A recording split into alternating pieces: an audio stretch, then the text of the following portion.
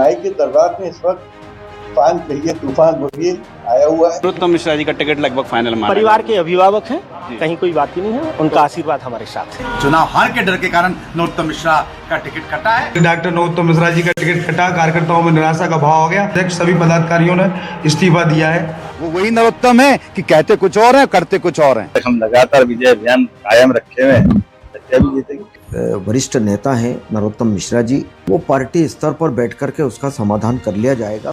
शिवराज जी नरोत्तम मिश्रा को पचा नहीं पा रहे, मोहन यादव नरोत्तम मिश्रा को नहीं पचा पा रहे, दतिया की जनता नरोत्तम मिश्रा को नहीं पचा पा रही। सभी धैर्य का परिचय दें, शांति का परिचय दें और धीरे धीरे सब ठीक हो रहा है। नामांकन में आप शामिल? मैं निश्चित रूप से जाऊंगा। दतिया का चुनाव लड़ेंगे और भारी बहुमत से जीतेंगे। दतिया उपचुनाव की बिसात बेच चुकी है। कांग्रेस ने भी अपने उम्मीदवार का ऐलान कर दिया, लेकिन बीजेपी से आशुतोष तिवारी के नाम के ऐलान के साथ ही घमासान शुरू हो गया। नरोत्तम मिश्रा समर्थकों ने विरोध में चक्का जाम कर खूब हंगामा किया।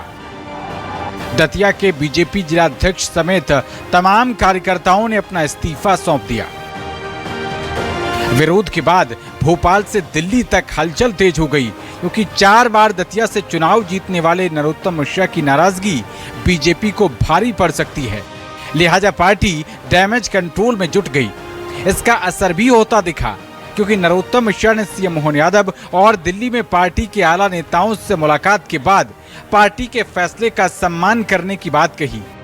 इधर बीजेपी में उठे बगावत के सुर ने कांग्रेस को हमला बोलने का मौका दे दिया।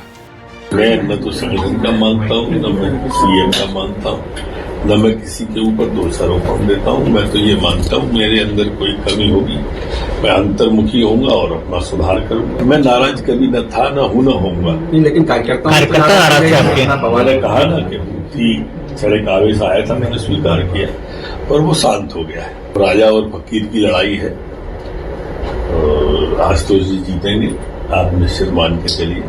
नरोत्तम मिश्रा भाजपा में ही जन्म हुआ है और भाजपा में ही मरेगा, इधर उधर की कोई बात नहीं हो सकती है। दतिया में जिस प्रकार से गुटबाजी हुई, सड़कों पे आई, कई बीजेपी के नेताओं ने इस्तीफे दिए, तो क्या ये गुटबाजी नहीं है?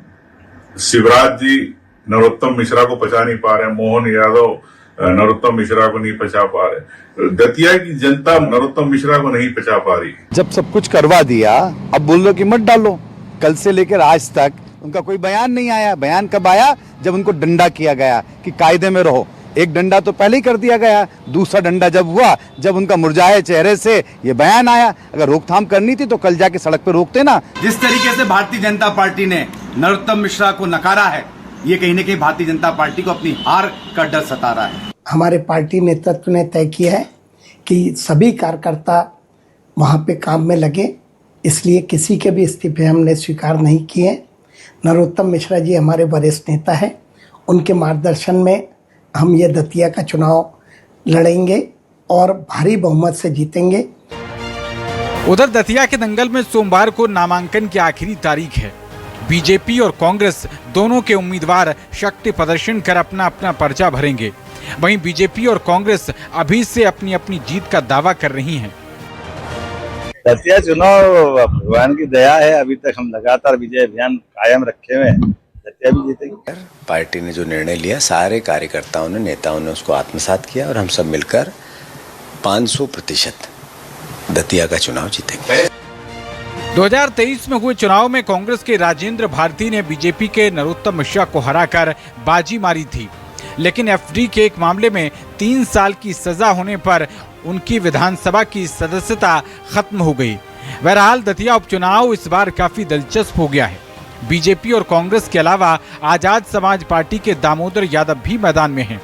लेकिन सबसे अहम बात यह है कि टिकट कटने के बाद नरोत्तम मिश्रा और उनके समर्थक बीजेपी प्रत्याशी आशुतोष तिवारी का कितना साथ देते हैं। बहरहाल 30 जुलाई को मतदान और 3 अगस्त को परिणाम आने के बाद दतिया के दंगल में सियासत के कई रंग देखने को मिल सकते हैं। Bureau report, news 24 Madhya Pradesh, Chhattisgarh.